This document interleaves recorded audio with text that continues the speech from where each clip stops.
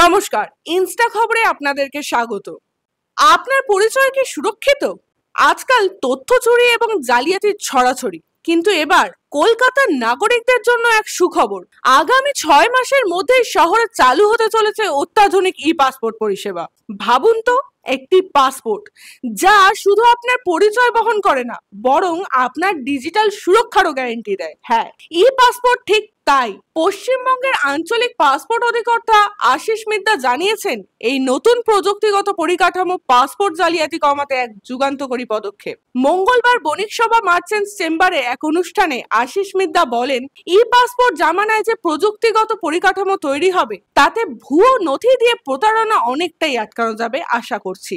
অর্থাৎ ডিজিটাল জালিয়াতির দিন শেষ হতে চলেছে।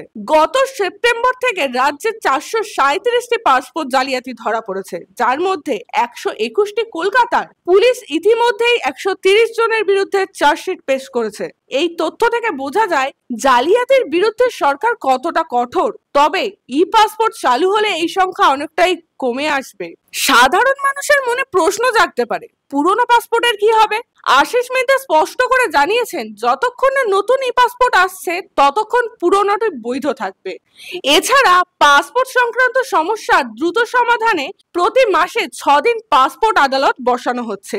বর্তমানে 10,000-এর মতো আবেদন জমা রয়েছে, যা দ্রুত নিষ্পত্তির পথে। ডিজিটাল যুগের সুরক্ষাই প্রধান। ই পাসপোর্ট শুধু একটি ভ্রমণ নথি নয়, এটি আপনার ব্যক্তিগত তথ্যের সুরক্ষা কবচ। তাই তৈরি থাকুন এক নতুন যুগের জন্য। আরো খবরের জন্য চোখ রাখুন আমাদের চ্যানেলে। ব্যুরো রিপোর্ট, ইনস্টা খবর।